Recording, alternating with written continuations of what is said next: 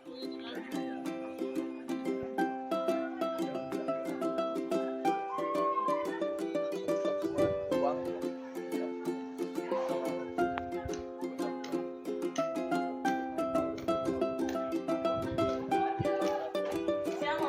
selamat pagi Bapak Ibu dosen penguji uji kinerja PPG gelombang kedua tahun 2022. Perkenalkan, nama saya Hana Juliana dari UGSTH.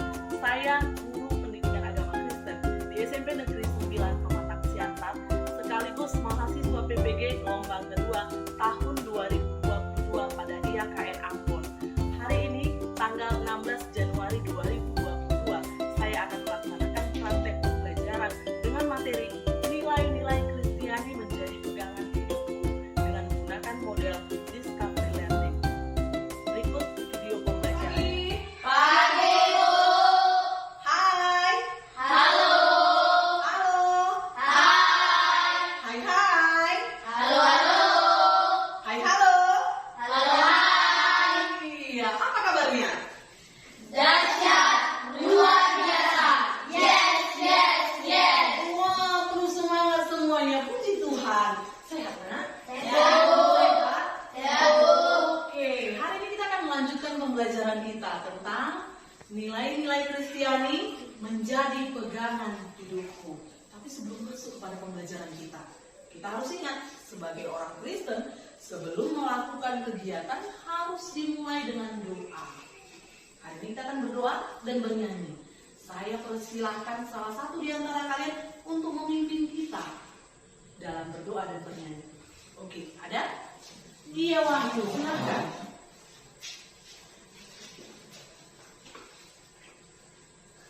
Sebelum kita memulai pelajaran kita, mari kita lagu pujian. Hidup ini adalah kesempatan. 1, 2, 3, ya. Hidup ini adalah kesempatan. Hidup ini untuk melayani Tuhan. Jangan sia-siakan waktu yang Tuhan berikan. Hidup ini harus jadi berkat.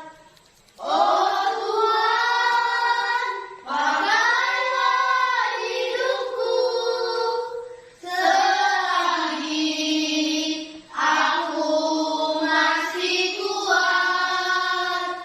Bila saatnya nanti ku tak berdaya lagi, hidup ini sudah jadi berkat. Mari kita bersatu dalam doa. Ya Tuhan, kami mau mulai pelajaran kami. Ya Tuhan, kiranya Kau berkati pikiran kami supaya bisa mengerjakan soal-soal yang diberikan guru kami, Tuhan. Kami yang tidak luput dari dosa, ya Tuhan, kiranya Kau hapuskan segala dosa kami agar bisa menerima berkat dari-Mu, ya Tuhan. Hanya doa singkat ini yang bisa disampaikan, ya Tuhan, dan mengenalmu kami berdoa dan bersyukur. Amin. Amin. Terima kasih, Wahyu. Nah, anak-anak, kau harus selalu ingat, setiap kali kita melakukan kegiatan harus dimulai dengan doa sebagai ucapan atau ungkapan syukur kita kepada Tuhan. Itu harus diingat ya, Nak, ya. Paham? Paham. Oke, sebelum kita masuk kepada pembelajaran kita, Ibu akan bagikan seperti biasanya berupa pertanyaan diagnostik untuk nanti kalian boleh Ibu bagikan ke dalam kelompok.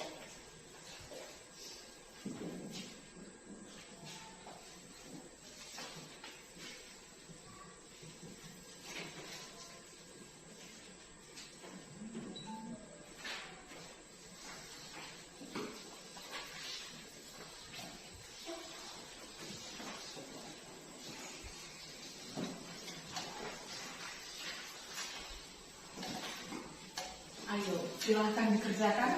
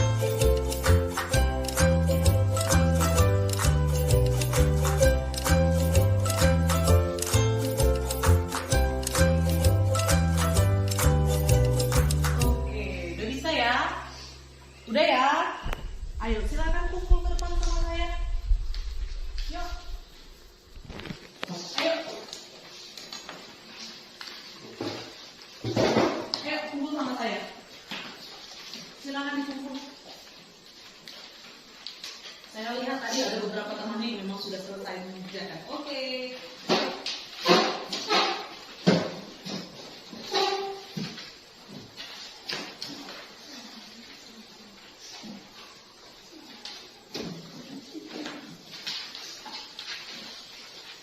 Ayo Raja, udah kumpul yuk.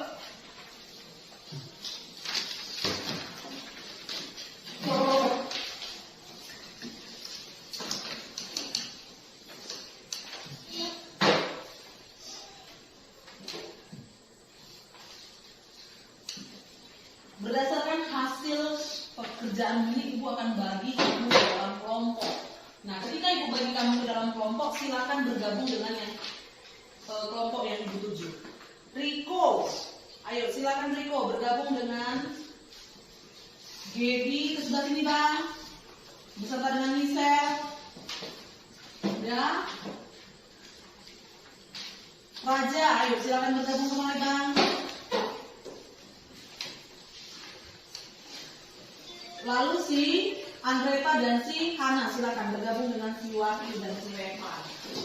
Oke, itulah kelompok yang nantinya menjadi kelompok kamu boleh bekerja ataupun melakukan diskusi.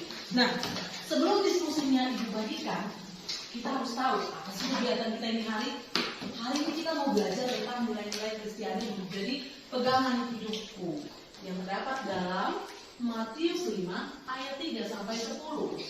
Di sana ada tertulis apa yang menjadi kompetensi dasar daripada materi ini. Lalu kita lihat selanjutnya. Nah, untuk apa sih kita belajar hari ini? Untuk apa kita pelajari tentang Matius 5 ayat 3 sampai 10? Ada tujuan yang akan kita capai. Apa itu? Melalui pembelajaran menggunakan teks dan media Alkitab Matius 5 ayat 3 sampai 10, siswa mampu menganalisis nilai-nilai Kristiani yang terjadi pada kehidupan masyarakat.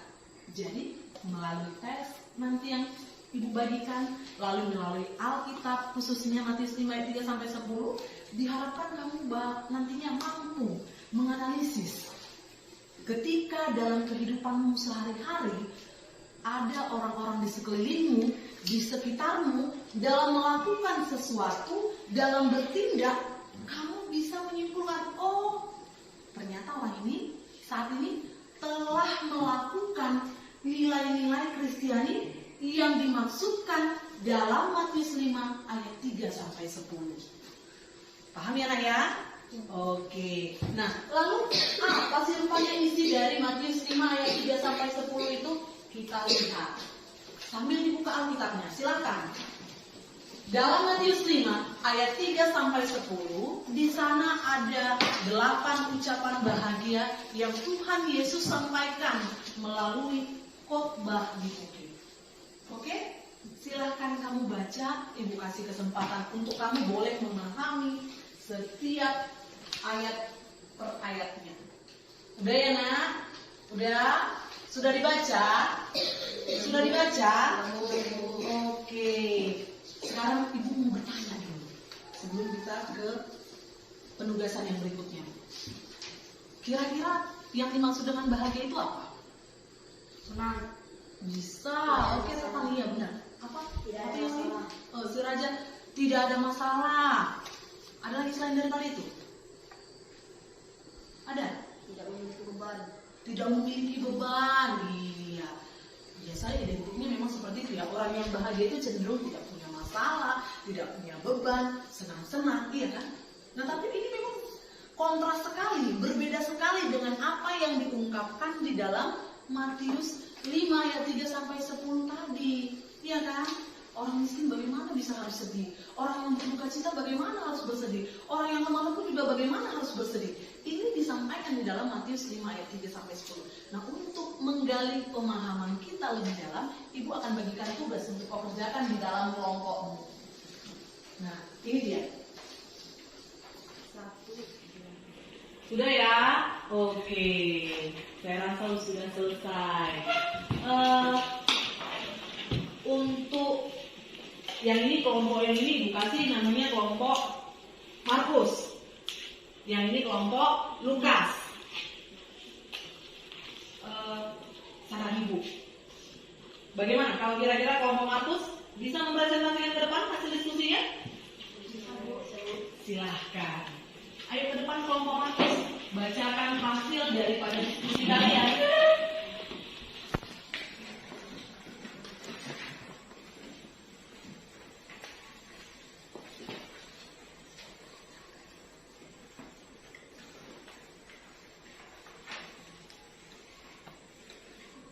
Satu, penderitaan apakah yang dialami oleh Asmiranda?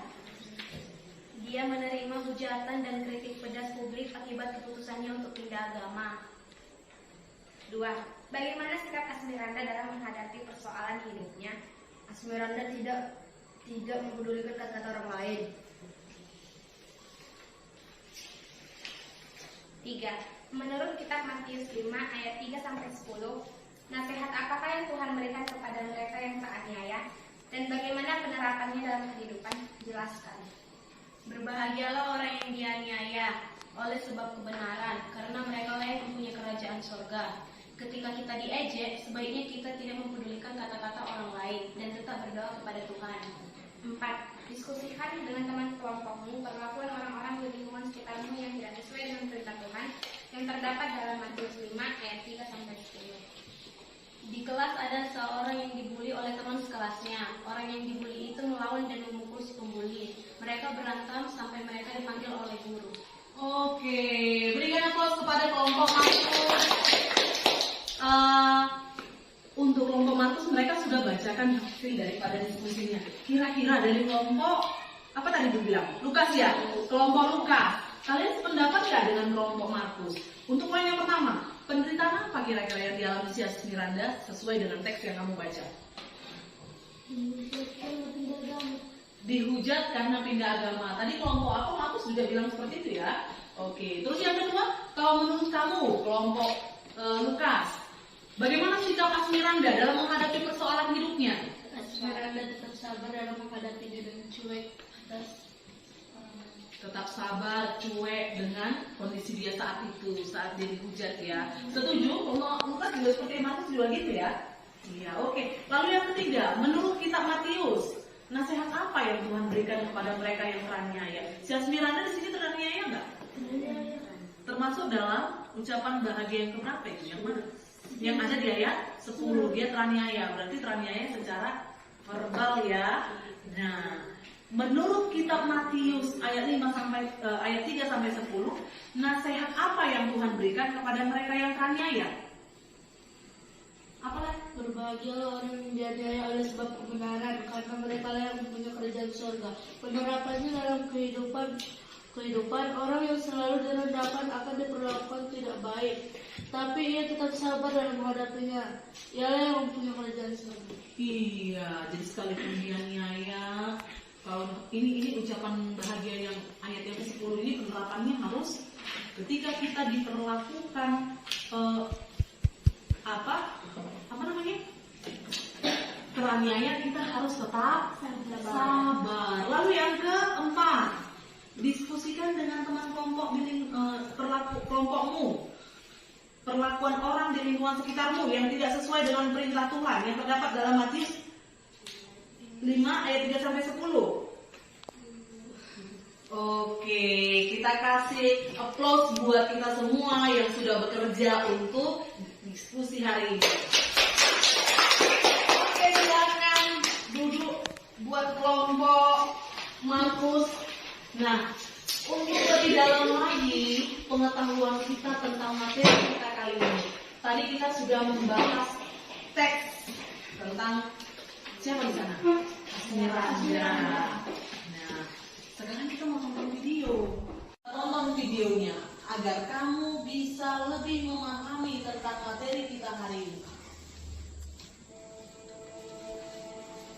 Ini adalah pidato kisah heroiknya berawal di malam Natal 24 Desember tahun 2000. Oke, demikian pemutaran video tentang sosok Rianto. Nah, untuk mengapresiasi apa yang dia telah perbuat sebagai pejuang kemanusiaan, kita berikan aplaus kepada dia. Nah, dari tontonan video yang barusan kita kita lihat hikmat apa yang bisa kita peroleh dari sosok Rianto. Iya. Walaupun Rianto beragama Islam, dia tetap mau menolong orang yang berbeda agama dengannya. Iya, bagus sekali. Ada lagi yang lain? Apa itu, Evan? Rianto punya kasih. Dia tidak tega melihat pembunuhan di sekitarnya. Iya, sekalipun dia bukan beragama Kristen ya nak, ternyata dia punya rasa kasih. Iya kan? Nah kalau di Alkitab sekalipun dia barangkali tidak pernah membaca Alkitab, inilah yang dimaksudkan dalam ucapan bahagia pada ayatnya yang ke-10. Iya kan? Nah, setelah kita melakukan banyak kegiatan hari ini melalui penugasanmu, baik itu secara diskusi dan juga menonton video, kira-kira ada nggak di antara kamu yang ada di sini mau memberikan kesaksiannya tentang pengalamannya terkait dengan 8 ucapan bahagia? Ada? Oke, Hana, silakan. Ayo ke depan, Hana. Iya. Saya pernah mencuri uang bapak 10.000. Uang 10.000 itu saya gunakan untuk membeli jajan bersama kakak. Uang itu pun kami habiskan bersama. Di saat bapak telah pulang dari kerja, bapak mencari uang tersebut yang hilang. Lalu di situ saya merasa ketakutan, dan bapak pun di situ mencari uang tersebut dengan penuh amarah. Di saat itu saya udah ketakutan. Lalu kakak berkata, di mana kamu mendapatkan uang itu? Nah, saya berkata saya mendapatkan uang itu di atas lemari. Lalu di saat bapak di situ sedang mencari uang tersebut, saya merasa gelisah, dan di saat itu pun saya tidak pernah lagi mencuri. Iya. Mulai sejak saat itu kamu tidak pernah lagi mencuri. Nah, ini kesaksian yang luar biasa ya dari teman kita. Kira-kira sesudah kamu menyadari bahwa apa yang kamu lakukan mencuri itu adalah salah, tindakan apa yang selanjutnya ke depannya yang akan kamu lakukan, Hana? Hal pertama yang saya lakukan, saya meminta maaf kepada Tuhan. Saya merasa hina karena pernah menyakitkan hati Tuhan atas perbuatan saya yang mencuri uang orang tua. Karena sejak saat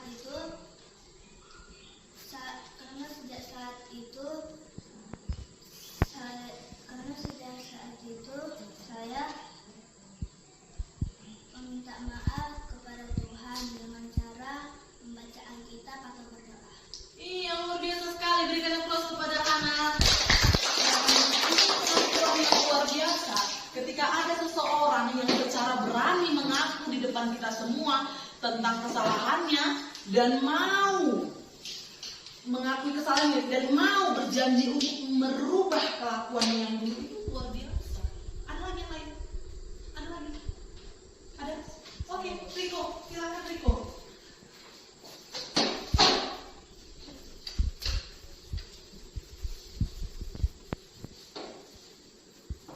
Saya pernah membuli kawan saya.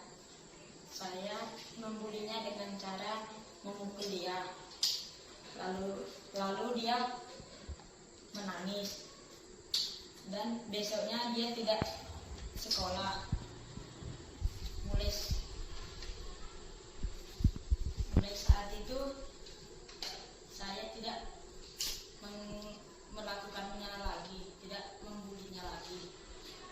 Karena saya tahu saya seperti menyakiti hati Tuhan. Oke, iya, si Riko sudah mulai sadar katanya, tidak mau lagi membuli. Ibu berharap yang membuli itu nggak dari kelas ini. Dari kelas ini, Bang? Nggak dari kelas ini. Oke lah. Sekarang kan dia udah sadar. Kamu udah sadar ya, Riko ya? Tidak mau lagi membuli ya, Riko ya? Iya, karena membuli itu perintah Tuhan kan, itu tuh bisa melukai hati Tuhan, gitu ya Riko ya. Nah, kalau kamu sudah paham tentang itu Riko, lalu kira-kira tindakanmu selanjutnya apa? Saya menemani dia, Mau menemani dia, lalu tidak akan lagi? tidak mengulanginya lagi. Iya, tidak lagi mengulanginya. Oke, kita berikan aplaus kepada si Riko. Nah, sesudah kita dengarkan kesaksian teman-temanmu, maka dari rentetan kegiatan kita hari ini ada hal-hal yang harus kamu tuangkan dalam penugasan, tentunya di dalam diskusimu. Apa itu? Ibu akan bagikan beberapa kertas karton untuk kamu tuliskan di sini apa yang menjadi hasil dari diskusimu, mulai dari tadi yang pertama melalui teks, terus yang kedua juga tadi apa? Kita sudah menonton video, lalu apa lagi yang ketiga? Mendengarkan kesaksian dari temanmu. Nah, semuanya ini kamu tuangkan di dalam karton. Silakan. Oh ya, ibu lupa ya Nak ya. Sebentar ya Nak ya. Untuk spidolnya. Nah, tulisnya pakai spidol ya Nak. Saya kasih kesempatan kepada kelompok Lukas. Kelompok Lukas bisa mempresentasikan hasil diskusinya? Saya persilakan kelompok Lukas untuk membacakan hasil dari pekerjaan mereka. Silakan.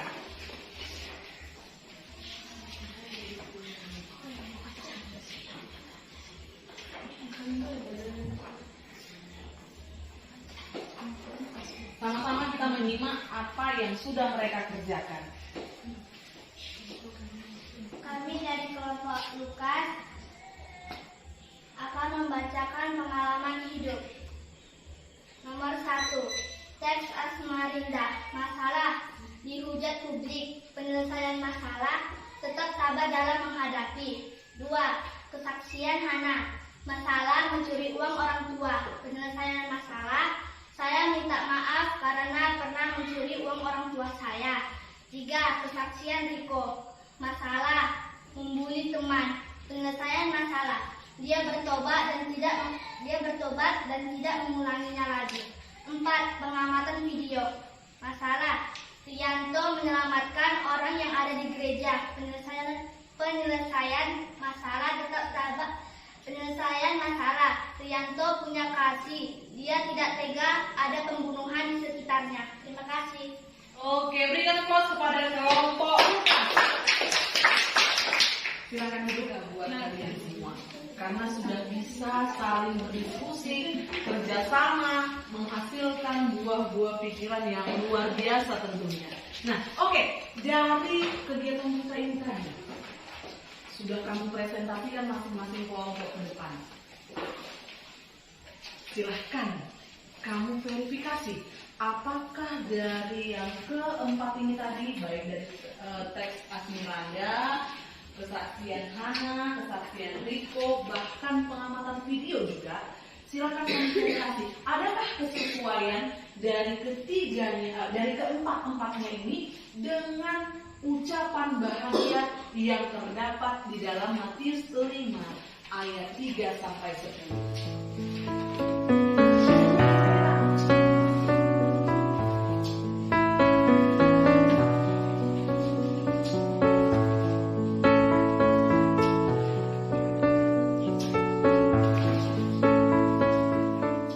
Dari semua ini, dari keempat ini dapat kita simpulkan bahwa dalam setiap perbuatan kita, dalam setiap perilaku kita sehari-hari, Alkitab itu harus menjadi acuan buat kehidupan kita selaku orang Kristen.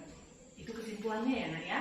Kesimpulan dari semua penugasan kita, materi kita hari ini, bahwa sebagai orang Kristen, Alkitab itu harus menjadi cerminan, harus menjadi acuan bagi kita dalam berperilaku, termasuk yang terdapat dalam Matius 5 ayat 3 sampai 10. Karena dalam materi kita hari ini nilai-nilai Kristiani yang terdapat dalam Matius 5 ayat 3-10 itu menjadi pegangan hidupku. Paham ya nak ya? Nah, sebagai penutup dari kegiatan kita hari ini, Ibu akan kasih bahan formatif untuk langsung kau kerjakan. Oke? Nah, silahkan dikerjakan.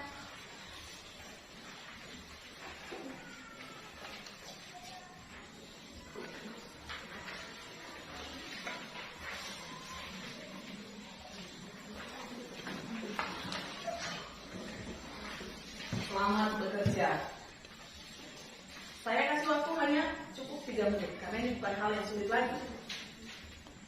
Karena Ibu yakin dari setiap pekerjaan kita tadi kamu sudah bisa menyimpulkannya.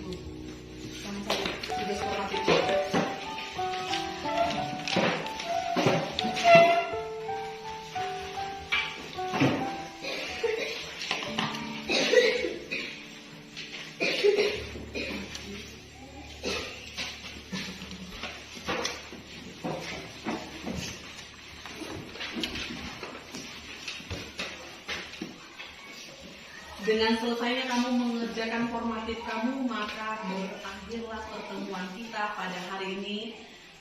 Sebagai penutup, siapa kira-kira yang bisa berdoa memimpin kita? Iya, si Hana. Silakan Hana. Karena